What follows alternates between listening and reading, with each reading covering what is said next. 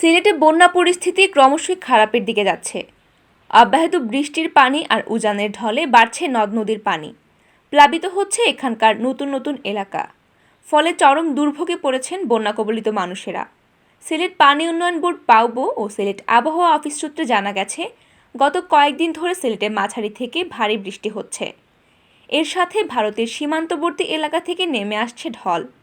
দুয়ে মিলে সিলেট অঞ্চলে দেখা দিয়েছে বন্যা। সংশ্লিষ্টরা জানান, সিলেট ও সুনামগঞ্জ জেলায় অন্তত 7 থেকে 8টি উপজেলা বন্যার পানিতে তলিয়ে গেছে। তলিয়ে যাওয়া এলাকার সংখ্যা ক্রমেই বাড়ছে।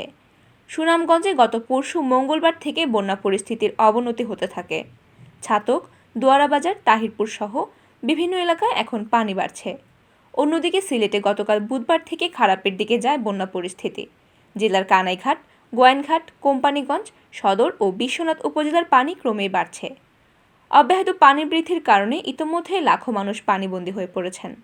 অসংখ্য ঘরবাড়ি, দোকানপাট, শিক্ষা প্রতিষ্ঠান, রাস্তাঘাট এখন পানিতে কাবু।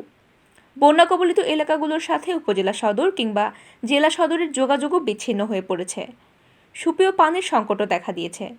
এদিকে নদীতে পানি বাড়তে থাকায় তীর উপচে নগরীতে ঢুকে পড়ছে পানি। ইতোমধ্যে উপশহর তালতলা, জামতলা, কালীঘাট, সোভানীঘাট, 13 রতন প্রভৃতি এলাকায় পানিবন্দী হয়ে পড়েছে। পাউবো সিলেটের নির্বাহী প্রকৌশলী আসিফ আহমদ বলেন, পাহাড়ি ঢল ও বৃষ্টি অব্যাহত থাকায় পানি ক্রমশই বাড়ছে। স্থানীয় প্রশাসন আমাদেরকে জানিয়েছে, সিলেট নগরের 8 থেকে 10টি এলাকা ছাড়াও সিলেট জেলার কোম্পানিগঞ্জ, গোয়াইনঘাট, জৈন্তাপুর, কানাইঘাট ও সদর উপজেলার অন্তত 500 গ্রাম এরই মধ্যে বন্যার পানিতে প্লাবিত হয়েছে। এসব এলাকার একাধিক শিক্ষা প্রতিষ্ঠান ও সরকারি বেসরকারি কার্যালয়ের ভিতরে পানি ঢুকে পড়ায় স্বাভাবিক কার্যক্রম বিঘ্নিত হচ্ছে। এদিকে সিলেটের নদীগুলোর পানি বৃদ্ধি অব্যাহত রয়েছে।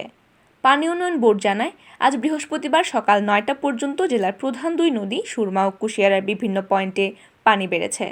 সুরমা নদীর কানাইঘাট পয়েন্টে পানি বিপদসীমার 0.99 সেন্টিমিটার ও সিলেট পয়েন্টে পানি বিপদসীমার 0.25 সেন্টিমিটার ওপর দিয়ে প্রবাহিত হচ্ছিল। এছাড়া কুশিয়ারা নদীর ফেঞ্চুগঞ্জ পয়েন্টে বিপদসীমার 0.3 সেন্টিমিটার এবং সারি নদের সারিঘাট পয়েন্টে পানি বিপদসীমার 0.23 সেন্টিমিটার ওপর দিয়ে প্রবাহিত হচ্ছিল। সুরমা নদীর পানি সুনামগঞ্জেও বাড়ছে।